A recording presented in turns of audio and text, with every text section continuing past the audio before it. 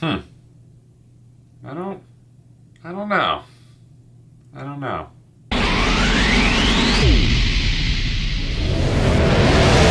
How's it going, guys? Last night I was able to go see End of Oak Street, which is a new dinosaur movie starring Anne Hathaway and Ewan McGregor, directed by the guy who did It Follows. And when I saw the trailer for this movie, I was pretty excited for it. I thought the concept looked cool. I was always excited to go see a new dinosaur movie. I like Anne Hathaway and Ewan McGregor. The vibe looked interesting, so I was excited to go see this movie. What did I think about it? Well, let's talk about it. Starting off with things I liked about End of Oak Street, I do think that the vibe and aesthetic of this movie are really cool. This movie is obviously going for that Amblin Entertainment, Steven Spielberg inspired-esque visual style, and I do think it captures that very well. You can really tell this movie is played into the 80s, and it doesn't do the typical, oh, let's just put a bunch of 80s soundtrack music and like bright colors and stuff like that. No, it genuinely does feel like the 80s, and it feels like it's actually shot in the 80s. And there's some creative stuff in here where I was like, okay, you're watching this movie and you already feel nostalgic while watching it. So I do think that was a good vibe and a good overall thing to have with the film is as you're watching it, the look and design of it always looked really interesting and cool. I also want to give props to Anne Hathaway for her performance. I thought she was really good in the movie. Ewan McGregor does pretty good, but he kind of plays this oh shucks kind of typical suburban dad. But I think Anne Hathaway is just doing crazy work this year apparently. Does do a really good job, and I really liked her character throughout the film. And I do think they do a decent job with the family dynamic in here. It's nothing too crazy here. Like, you've seen this before, but I did appreciate that the teenagers, while I'm going to get into them, they weren't like angsty teens. That's not necessarily what made them frustrating. So that was at least a plus to have with the movie. And going into the movie, I wanted it to push the PG-13 rating, and it did absolutely do that. This movie does fully push that PG-13 rating to its absolute limits, and while I don't know if I loved it at all, but there is a moment in this movie, a scene that was one of the most shocking scenes that I've ever seen in the movie theater. Ever. Me and my friend were sitting next to each other, and when this thing happens, we turn to each other and we go, holy shit, what the hell just happened? And I'm still processing it. I don't know how I feel about it, but I want to give them props for going there and actually doing what they did.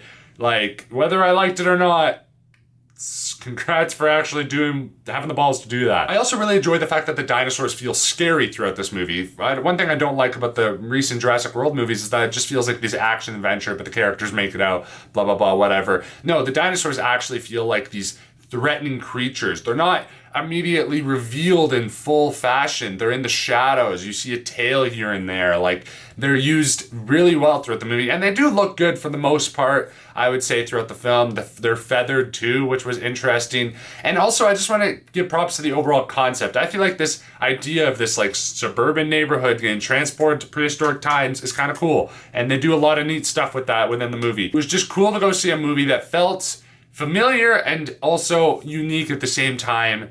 So there's a lot of stuff in here that I did really enjoy. Moving on into the mixed aspects of the movie, I think the tone kind of feels a bit imbalanced, and that's kind of what they're going for, but it didn't fully work for me as much. Like, when it wanted to be a horror movie, which it can be at times, I thought it worked really well, and it was definitely scary. But when it wanted to be this family adventure movie, I think it also does that very well.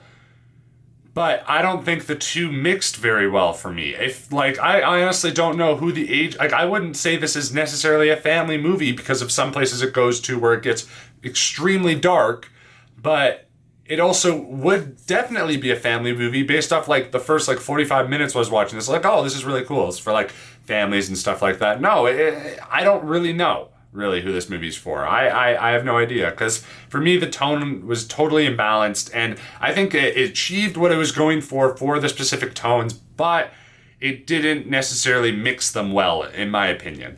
Moving on to the stuff I didn't like so much about this movie, speaking of just the character decisions, now there's the son in this movie that makes a decision that kind of drives the whole second act of the movie, and I'm like, okay, fuck, all right, I get it, but come on, dude, you're just asking to like he was asking for it. Like it was just I can't get into it because of spoilers, but it was just a stupid decision by his character. And then the sister makes an equally as stupid decision just right after him that also drives that storyline.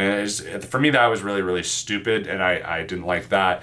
And the son just wasn't really a character I vibed with that well. He was had this bow and arrow, and he sucked with it. He was one of the worst shots I've ever seen, and it was also bothering me a lot in that sense too. Yeah, not a huge fan of his character. Also, I felt like while I was watching this movie, there was obviously scenes just missing from the film. Like, it felt like there was some stuff set up at the beginning that wasn't paid off properly towards the end. Like, speaking of the son, there's this whole bully character that comes into the start of the movie, and you think they're gonna pay it off at the end of the movie and people are gonna start working together or whatnot, something, you know? And the way they handle it, it was weird. Like, it was kind of like they had somewhere to go with it, but then they completely botched it and didn't really go anywhere with that. And there was some other stuff set up in the beginning of the movie that didn't really go anywhere as well. And I heard that this movie went through a ton of reshoots and it went reworked in the editing room, so they probably had to cut some stuff out. But you can kind of tell while watching the movie. There's also some moments where I did notice some ADR as well that was a bit distracting too. There's also just some odd writing in here. Like, there's a scene where Anne Hathaway goes to see this old woman that has like this dinosaur plant growing in her backyard, and she's like, "What is this?" And Anne Hathaway's like, "I don't know. I'm gonna take a photo of it, and I'm gonna go look in the library and see what it is." So she takes a photo, goes to the library, has like 3 books opened up, can't find the plant, has no idea. And she's like, goes to the librarian, and then she's like, "Yeah, I can't seem to find like what this plant's called." And the librarian looks at it, goes, "Oh, that looks like the plant that went extinct like 2 million years ago, but it can't be that plant because, yeah, it was 2 million years old." And Anne Hathaway's like, "Okay," and then leaves. I'm like, okay, so because this takes place in the 80s, you have to use like people as human Wikipedia pages. Like, I thought that was, or like human Google, I thought that was kind of dumb as well. And then there's just some odd writing here and there. And the comedy also didn't really work for me as well. I know, I've heard it's worked for a lot of people, but it hasn't really worked for me as well in this movie just because of that tonal imbalance. But my biggest issue with this movie is there is that choice that's made throughout 60% of the way through the movie that kind of completely changes everything. And then I don't really like where they went after that. I found the third act to be kind of rushed. And then the ending of the movie, if you think about it more than a second, it's kind of fucked up what happens with everything. I can't get into it because it's very spoiler heavy. But the ending of this movie didn't really work for me like at all.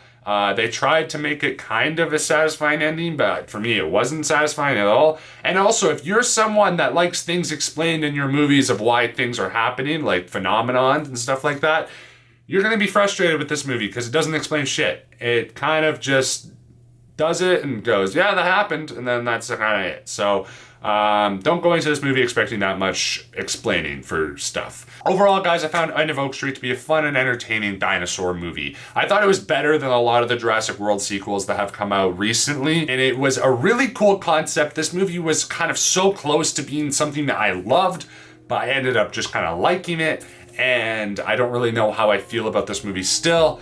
So I'm going to give End of Oak Street a 65%, and on the rewatchability scale, I'm going to say it's worth the one-time watch.